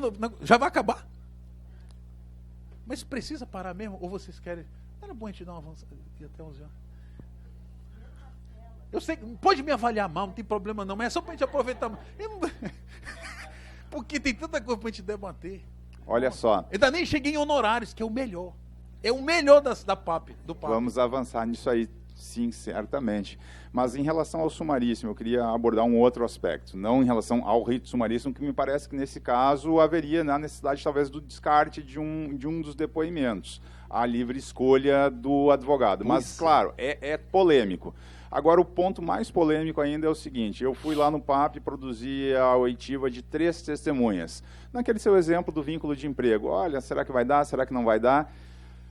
Produzir aquela prova, não ficou legal. Ou uma das testemunhas não ficou legal. Então, eu vou fazer o seguinte, eu lá no processo principal, lá na reclamatória trabalhista, não importando se é sumaríssimo ou ordinário, aqui não estou discutindo a questão do número de testemunhas, mas eu vou promover o descarte de 2 daquelas testemunhas que eu ouvi no PAP, quero manter uma para dentro do processo principal e quero ouvir mais 2. Sim. Será que isso funciona, não funciona, esbarra em limites éticos? Como é que funcionaria isso aí? Eu acho que esbarra em limites éticos. Temos que ter muita preocupação. Senão, gente, você sabe como é o brasileiro. Ele vai manusear e deturpar esse procedimento muito importante. Ele vai dizer o seguinte: tem uma pergunta que não foi feita ainda. A pergunta é assim: eu ouvi 3 testemunhas no papo, não gostei, vou entrar com outro para ouvir mais 3. Pode? Ou seja, aí para mim já é um abuso. Entendeu? Agora você fica numa situação difícil, porque vejam, mas onde é que está dizendo a lei que você só tem direito a entrar com um papo e ouvir tantas testemunhas, né? Mas vejam, para você fazer o controle ético, e lembrando, antecipando da tarde, a boa-fé hoje é objetiva. Eu não preciso de más intenções para reconhecer a violação da ética. Esse tipo, o cara pode recorrer com a melhor das intenções 13 vezes por embargo de declaração, mas ele vai violar o conteúdo ético do processo. Então, o que tu estás colocando e o exemplo que eu acabei de dar, ou seja, não, tudo bem, excelência, eu não gostei, mas vamos entrar com outro papo e pega mais 3 testemunhas. Pode isso? Lembrem da figura do abuso de direito. É um ilícito, inclusive processual. Se o juiz se certificar que, no caso concreto, a utilização de um segundo PAP demonstra o manuseio de um direito fundamental com finalidades temerárias, ilícitas, ele deve reprimir, ele deve negar. E aí, meu amigo, se você quer discutir isso, vá para uma ação principal. Eu queria voltar ainda para o pelo em casca de ovo, que o Marcelo levantou ali do descarte.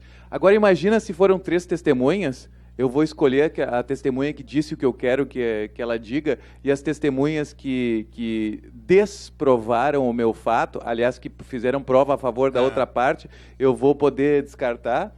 A testemunha, depois que ela chega, ela se torna uma testemunha do juízo, né? Aí eu fico pensando o seguinte: a outra parte, se a testemunha, por exemplo, levantada pelo trabalhador, foi boa para a empresa, no processo principal, vai levantar isso. E aí, como é que vai fazer a contagem? Ela vai se tornar vai comer se for ordinário, 3 testemunhas. Aí ele quer que traga 2 do autor. Vai contar como testemunha da reclamada ou vai contar como testemunha do autor? Aí não conta como da reclamada. Por exemplo, se ela diz o seguinte: olha, excelência, o detalhe é que tem uma testemunha que foi ouvida no PAP, trazida por ele, que me favorece. Agora, se o senhor entender que não vale, eu quero ouvir minhas 3 testemunhas. Então, quem produziu, como tu falaste, é o princípio da aquisição da prova. Não interessa quem produziu. Produziu-se é das partes e do juiz. Então, para mim, o reclamado teria direito a ouvir suas testemunhas. E me parece que o descarte seria assim, tem uma testemunha que falou coisa com coisa, foi boa a prova, as outras testemunhas não foram esclarecedoras. Aí, ok, agora ele sair escolhendo a prova e tentar esconder uma prova que lhe desmente. Aí... Na prática não vai valer, porque o interessado vai trazer a ata e vai dizer: olha, está aqui. Mas não deveria haver, nesse caso, uma vinculação... Tem que levar lá para ele. Uma vinculação... Aqui. Só rapidamente. Eu produzi o PAP em prova oral. Eu não deveria eticamente me vincular àquela prova que eu antecipei, ou seja, eu levo a coisa, né, a sério, ou seja... Você é obrigado a juntar a Exatamente, aí, ou seja, e aí... Para mim, a parte não tem dever de produzir prova contra si. Entretanto... Mas ela teria o dever de repetir, ou ela teria a possibilidade de repetir essa prova? Ouvir de novo a testemunha? Não, repetir a prova testemunhal, não com a mesma testemunha, mas não, na ação principal. Pode, se ela ainda tiver potencial para isso. Se ela ouviu uma testemunha no PAP, pode. Se ela ouviu uma testemunha no PAP... Não, eu ouvi 3. Ah, tá, Vamos ficar com as 3. Isto é polêmico. Pois é, Isto eu é ouvi polêmico. 3, elas não me serviram, eu descarto a produção antecipada de prova e vou para dentro da reclamatória trabalhista principal, sem aquilo, quero ouvir outras 3 testemunhas. Será que isso não viola o dever ético? Pois Ou é. seja, a minha pergunta seria assim, se eu fiz a produção antecipada de provas, será que eu não me vinculo? Será que eu não tenho Pra que levar mim, a sério aquilo? exatamente. Será que não me vincula a Pra prova mim, produzida? Se você flexibilizar e não admitir esse tipo de restrição, a gente esvazia o conteúdo técnico e ético do PAP. Como ele muito bem pontuou, o uso do PAP tem que ser um uso sério. O uso do PAP tem que ser dentro de uma dimensão sabedora de que você vai e tem riscos. Ou seja, há risco em ajuizar uma ação contenciosa, mas há também há riscos no PAP. O risco, como você está dizendo. Por isso que ir logo para 3 testemunhas no PAP pode ser um tiro no pé. Porque, de fato, quando tiver uma ação principal e se as 3 testemunhas não foram boas, me perdoe, você fez mal em ajuizar a ação, porque o PAP serve para isso. O PAP serve para você se certificar se o teu direito é bom. Aí você está furando o objetivo do PAP. O PAP não é justamente também para você se certificar se você tem um mínimo de êxito na ação? Claro que tem sempre riscos, a tua avaliação pode ser equivocada da prova. Mas se é manifestamente contrária, você ajuizou a ação, você correu risco. Eu, por exemplo, indeferiria a produção de mais provas. Eu acho que não tem, embora o PAP seja autônomo, mas a ética impõe que a gente avalie de forma unitária a produção probatória do PAP com a de uma ação principal. Nem é correto falar ação principal, porque dá a entender que o PAP é adjetivo, mas de uma ação futura. Eu preciso só deixar claro aqui se nós vamos continuar ou não, porque eu também não quero violar as regras da escola. Mas que a gente tem tanta coisa para a gente debater ainda. Ney, Vocês estão com vontade de ir ao banheiro, essas coisas? Acho que não, né? Fique à vontade se alguém quiser ir. Ney, eu estou concordando contigo agora no que tu falou agora e com o Marcelo que também falou agora. Mas por isso eu estou discordando de ti na questão da prevenção. Para a gente conter o abuso, o juiz do PAP torna-se prevento. Até porque, como é que eu vou me vincular a uma prova produzida num PAP se não fui eu que colhi ela? Não, justamente. É difícil, porque a lei Eu fala tenho, que eu tenho aplicado prevenção, porque, eventualmente, a pessoa esgotou as 3 testemunhas e tem perguntas que eu queria ter feito e não foram feitas. Talvez isso justifique o fato da lei ter dito que não previne, que é justamente para que outro juiz faça a leitura própria, né? Eu entendo o que tu estás dizendo, mas a lei é claro dizer que não previne. Então, realmente fica difícil. É outro colega que faz a leitura. E isso tem implicações seríssimas. Não, isso Por exemplo, eu entendo o colega que pode- se no PAP, vou responder uma pergunta muito comum, se no PAP a empresa não deu a mínima para o PAP e não trouxe os cartões de ponto, para mim, eu indefiro a juntada na ação futura. Para mim está precluído. Agora vejam bem, eu entendo assim, mas se cair na mão do César, passa. Tu está entendendo? Justamente. Então, esse é um risco do sistema, é natural. Mas, Se não tem porque eu vejo uma ligação intrínseca e unitária entre o PAP e a futuração. A gente vai, eu parto dessa conjugação.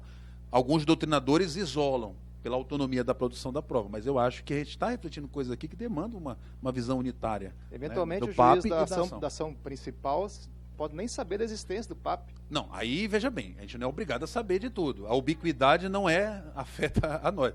Então, aí a outra parte tem que fazer a arguição. A outra parte tem que dizer, excelência, só já teve produção de prova lá. Vamos avançar aqui? Vamos avançar? Mas vejam, tu defendes então que o ideal era que fosse prevento. Só que isso viola a letra da lei nesse particular. Diga. Então, eu vejo que o senhor está defendendo de uma forma ampla o cabimento, Fala no o microfone. recebimento da produção antecipada de prova, Sim. de uma forma ampla. Autônoma. Então, o que o senhor está dizendo, está entendendo que esses incisos do 381 são alternativos. Sim, são Basta alternativos. Basta um. Perfeito. eu achava Muito que bem eram colocado. cumulativos. Não. Muito bem colocado. Para mim, isso da leitura do dispositivo se deduz isso. Mas é muito bom você fazer essa colocação, que algumas pessoas perguntam, que fique claro, os requisitos são alternativos. Basta a existência de um. Lembra que eu disse que o requisito da urgência não necessita mais. Portanto, se o teu objetivo é só para tentar o acordo, já tem legitimidade. Se a petição inicial diz assim, eu só quero esses cartões de ponto só para eu ver se é possível que tenha diferença de horas extras, isto justifica o PAP. Justifica o PAP. Porque lá no 3 diz ajuizamento ou não de uma ação. Pode ter depoimento pessoal no PAP? Sim, claro. Qualquer meio de prova. É possível, portanto, um PAP em que o autor pede o depoimento de um preposto da empresa. Como também vai ser possível, portanto, ao interessado réu no PAP, não é réu, né? O interessado polo passivo, e diga, eu também quero ouvir o depoimento do autor. Lembram que disse que pode, desde que seja o mesmo fato, que não pode a empresa no PAP dizer o seguinte, excelência, eu quero aproveitar o ensejo do PAP e já antecipar uma discussão fática aqui que eu sei que vai surgir, que é um assédio moral aí que ele está falando que vai entrar com uma ação. Opa! Lembram? Desde que seja do mesmo fato. Este é o tipo de coisa que, por mais importante que seja, o juiz tem que cortar a asinha na hora. Então, é possível ouvir, mas atentem, se a parte contrária postular o depoimento pessoal do autor do PAP, defira, porque é direito fundamental da outra parte também. É o que eu disse, é o risco do PAP, de você acabar dando um tiro no pé. Que pode ser, gente. Eu não sei se eu competi. Pode ser até 11? Pode? Então vamos lá, correndo. Prova. Só uma coisinha, Diga. E se a parte botou no PAP? E se a parte autora botou no PAP fatos A, B e C, e depois ele lembrou que ele quer produzir também o fato D na ação principal, ele vai poder ouvir outras 3 testemunhas sobre... Desculpa. Olha só, se ele ouviu 3 testemunhas, já exauriu... Olha aqui, pessoal, vai. Se ele já exauriu as suas 3 testemunhas quanto aos fatos A, B e C no PAP. Certo. Mas depois ele lembrou de mais uma coisa e colocou na ação também o fato D. E ele quer produzir prova só, 3 testemunhas só do fato D. Pode? Pode. Perfeito. Outro fato. Prova testemunhal, quantas pode ouvir? Nós já debatemos. Poderá ouvir de novo em ação? Já debatemos. Influenciar na observação do limite? Já debatemos, né? Eu acredito que é possível fazer esse tipo de gestão. O que foi que houve, mano? Resolve lá rapidinho que a gente está com o nosso tempo aperreado. Inspeção judicial. Inspeção judicial pode. Gente, vejam bem. É possível um PAP que o cara diz o seguinte, doutor César, corra para fazer a inspeção judicial. É direito da parte demandar que o juiz vá fazer a inspeção. Isto é polêmico.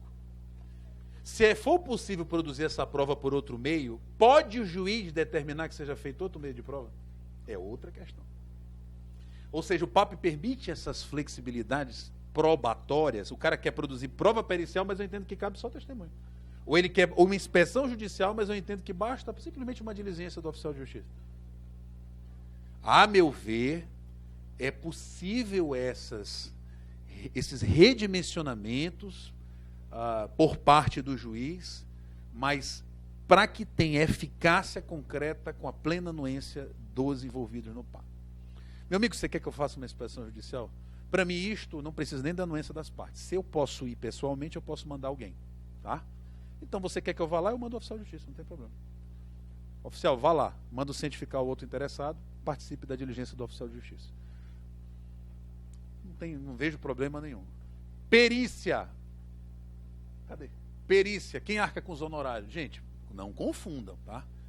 O fato de ser um PAP não quer dizer que o perito vai trabalhar de graça. É óbvio que tem que pagar os honorários dele. E quem paga o honorário é quem pede. Vejam que aqui não se aplica nem a história de quem perde ou não, porque não há pedido. Quem postula o Papa não. Quem postula o PAP paga a perícia, é óbvio. Eu não tenho como impor à empresa o pagamento de uma perícia. Porque é um PAP, quem está optando pela antecipação da prova ou da produção da prova autônoma é o autor. Eu não posso incumbir ao réu encargos materiais e financeiros por algo que ele não optou. É diferente de uma ação contenciosa que a lei diz a possibilidade de você inverter o ônus da prova. É diferente. Então, professor, o senhor está dizendo que não cabe inversão do ônus da prova no PAP? Para mim, não cabe. Para mim é o seguinte, o PAP, a prova pericial, é o autor. Se não puder, é a união. Ok? Eu não tenho como dar esse encargo para a empresa. Agora um detalhe.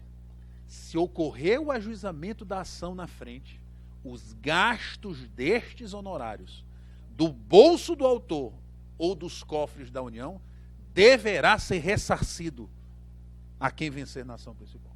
Então, se o cara gastou R$ 2.500 para fazer uma prova pericial num PAP, entra com a ação e ganha a ação, ou não só os honorários advocatícios sucumbenciais, mas os gastos deste PAP poderão ser ressarcidos a título, né, de ressarcimento de indenização por dano material.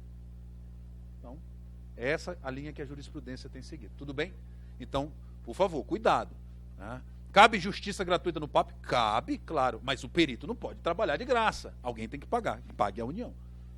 O que eu não posso é realmente exigir do empregador que pague perícia em PAP, que é um procedimento de jurisdição voluntária que interessa é do autor. Já falei de inspeção judicial correndo. Aqui é um dispositivo terrível que diz que o juiz não se pronunciará sobre a ocorrência dos fatos. Por que é terrível? Por causa da produção de prova documental. Calma, devagarinho. No PAP o juiz não faz valoração de prova. No PAP o juiz não diz quem tem direito ou quem não tem direito.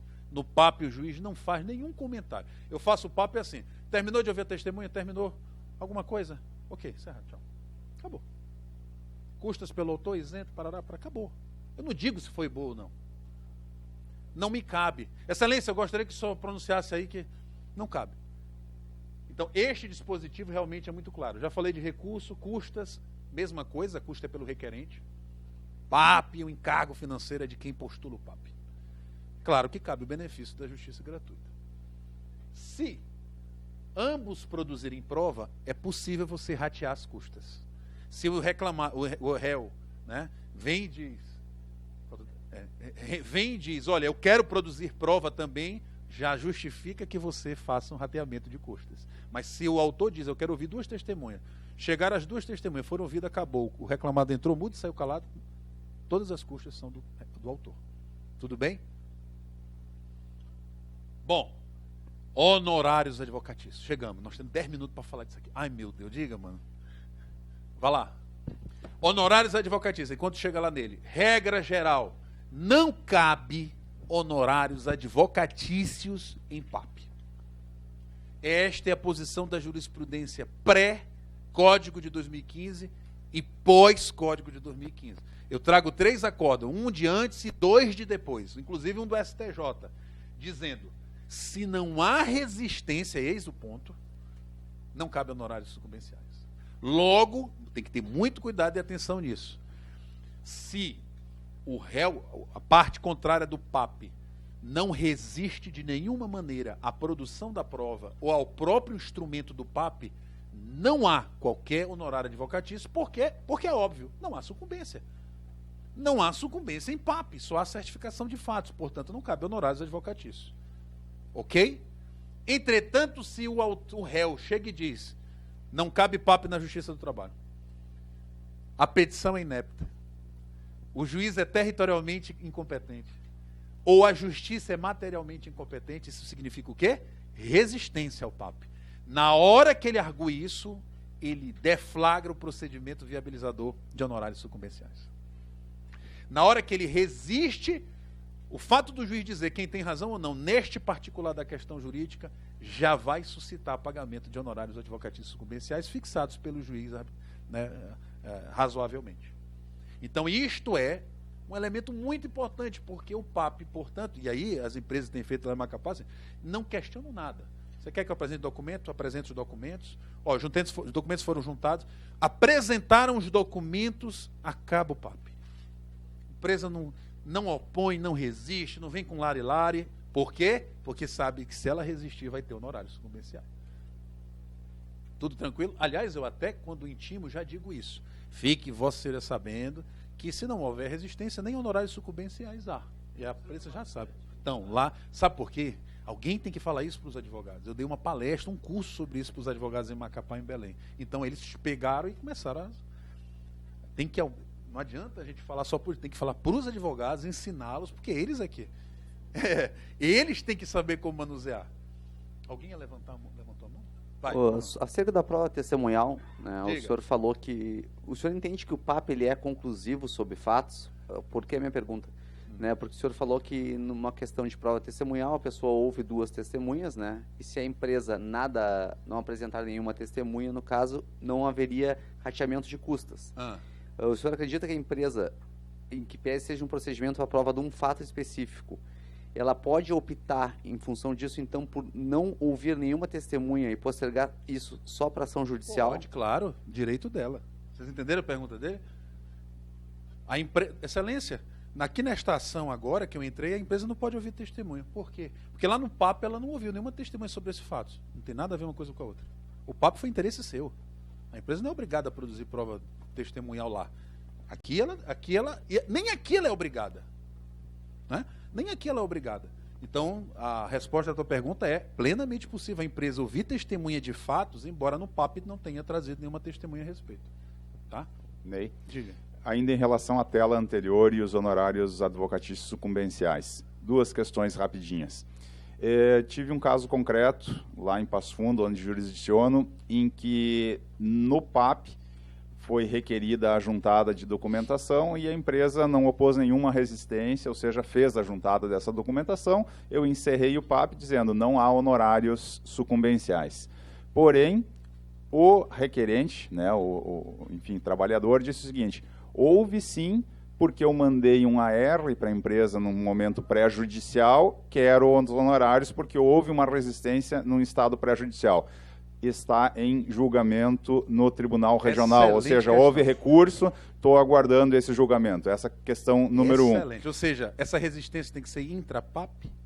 Ou você pode ajuizar um PAP já mostrando que houve resistência? A meu ver, o que viabiliza honorários, assim, respondendo agora, pode ser que depois...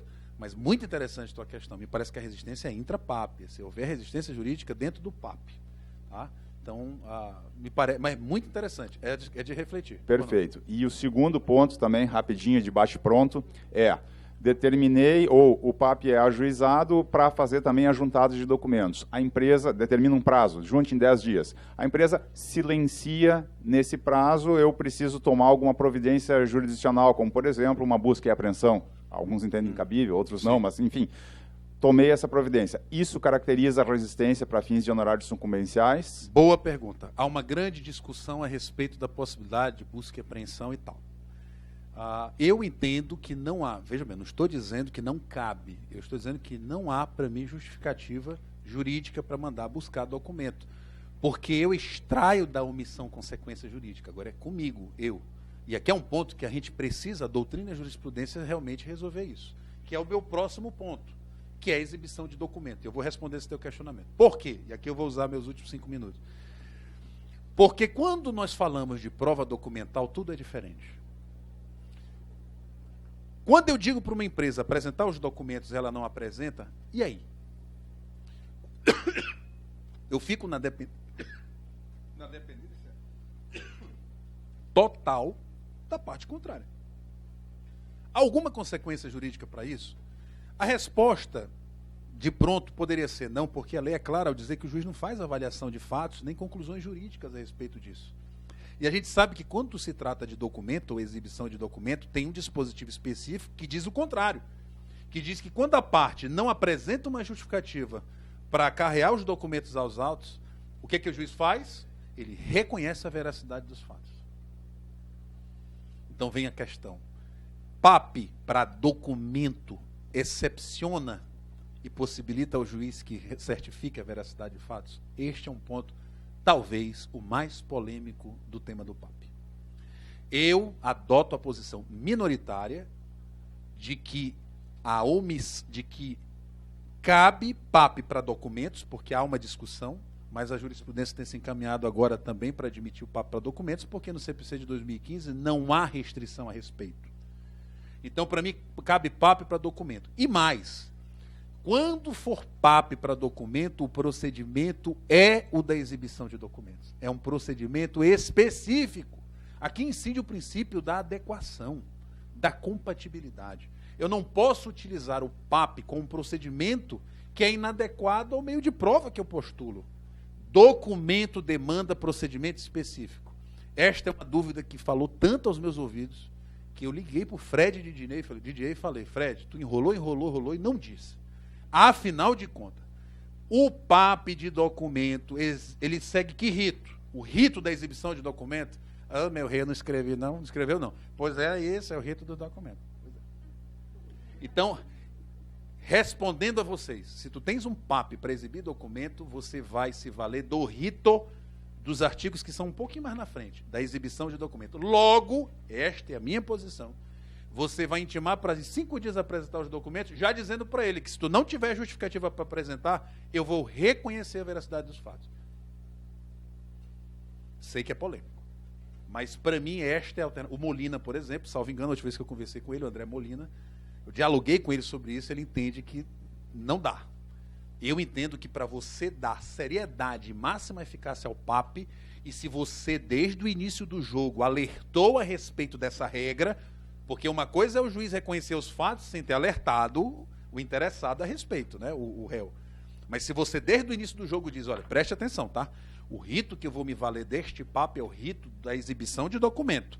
Logo, se você não me traz justificativas e omite-se na apresentação dos documentos, eu vou reconhecer sim a veracidade dos fatos. E assim eu tenho feito em Macapá. A empresa não traz os documentos, não justifica, eu digo, reconheça a veracidade dos fatos. Só isso. Quando ela, aí vem a problemática. Vejam aqui, ó, essa jurisprudência de 2018, dizendo que a ação autônoma pode ser para a produção de documentos. Tá? Aqui, meus amigos, aqui é... Meu Deus, acabou o tempo. É porque o tema também é complexo, né? Gente, aqui é o seguinte. Veja que o 400, e aqui esse 400 está dentro do procedimento de exibição de documento, que eu acho que se aplica no PAP. Diz que o juiz admitirá como verdadeiros os fatos. Então veja, o juiz pode admitir como verdadeiros os fatos na ação probatória autônoma, mesmo diante do contido do 382, parágrafo 2º, que é o que diz que o juiz não avalia juridicamente a qualidade das provas, para mim cabe. Mas eu repito, tenho sido uma posição minoritária. Mas se você, desde o início, claramente coloca essas regras do jogo, e se o cara não concordar, pode discutir? Pode. Pode recorrer? Eu acho até que pode. Dentro do próprio PAP. O tema realmente é polêmico. Pode fazer essa declaração no futuro e eventual processo? Pode. Se o juiz entende que não pode aqui, ele pode fazer lá? Pode. E se o réu desejar apresentar a documentação nesta segunda ação? Aqui é o seguinte. É profundo, aqui o negócio é complexo. Por mais que eu entenda, se um juiz entender que não cabe declarar a veracidade dos fatos no PAP, não vou falar nada. É possível que lá na ação que o cara vai entrar, porque ele não teve os documentos, ele não teve lá os contra-cheques, não conseguiu os controles de ponto, tudo bem? Ou seja, ele não conseguiu o que ele queria. Logo, ele foi forçado a ajuizar a ação, porque aí, como ele não teve os documentos, ele não vai entrar com a ação, ele vai entrar. Ele vai entrar. Vocês estão entendendo meu raciocínio? A empresa não juntou os documentos, ora, frustrou o intento do autor de entrar com uma ação segura. Ele vai entrar com a ação, mesmo que insegura. Ele deve entrar. Então ele vai entrar com a ação dizendo, ó, tá aqui minha postulação de horas extras, não está perfeita porque não me juntaram os documentos lá. Está aqui minha postulação de diferença de salário, não está perfeito porque não juntaram os documentos lá. A empresa pode trazer isto na ação principal? Minha resposta, a minha, é de que está precluso porque eu tenho uma visão unitária do PAP com a ação. Na prática, o que eu faço? Indefiro, mantenho os documentos nos autos, porque o tribunal é a minha postura como juiz, porque o tribunal pode entender o contrário, se entender o contrário, não precisa voltar para mim. Mas digo que não vou avaliar esses documentos. Vocês estão acompanhando meu raciocínio? Eu estou correndo aqui porque o tempo se esgotou. Ou seja, eu indefiro a produção da prova, mas em razão do fato que eu sei que o mundo não gira em torno de mim, o tribunal pode reformar minha decisão, defiro que isto venha aos autos, mas desde logo declaro que estes elementos documentais não terão minha atenção na avaliação das provas. E digo mais, para mim, cabe sim litigância de má-fé. Para mim, isso é uma violação ética.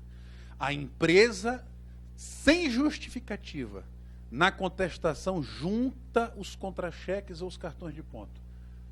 Que no PAP anterior, sem justificativa, negligenciou, para mim, ele está com artimanha. Para mim, isso é uma demonstração.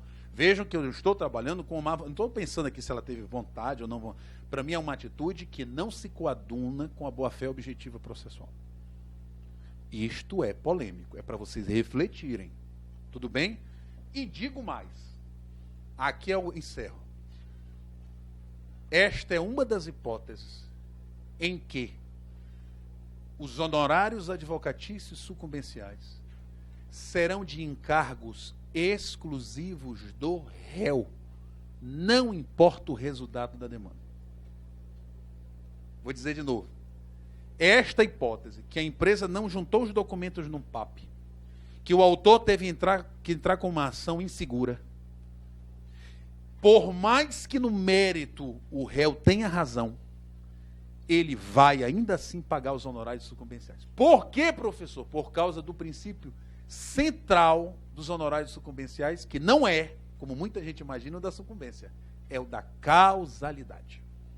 O principal vetor principiológico dos honorários sucumbenciais é a causalidade. O problema é que, geralmente, quem deu causa é o perdedor. E a gente imagina que que a honorário está sempre vinculado à sucumbência. Não é. Os honorários estão primeiramente vinculados à causalidade, ou seja, quem deu causa à ação paga os honorários. E esta é uma hipótese em que o réu paga mesmo não sendo sucumbente, por força do princípio da causalidade. E eu encerro a minha fala aqui, realmente correndo um pouco, para dizer para vocês, por isso não vale a pena as empresas não apresentarem os documentos. Porque elas, no mínimo, vão se sujeitar a todas essas discussões aqui em um processo principal. Mas seguramente, aqui realmente é tranquilo, independentemente do resultado do processo, no particular, quem paga os honorários é a empresa. Por quê? Porque foi a empresa, ao se omitir no PAP e apresentar os documentos, que causou, justificou e determinou ao autor correr o risco de uma ação. Logo, ele está isento do pagamento de honorários, mesmo que perca no tema das horas extras. Ficou claro isso?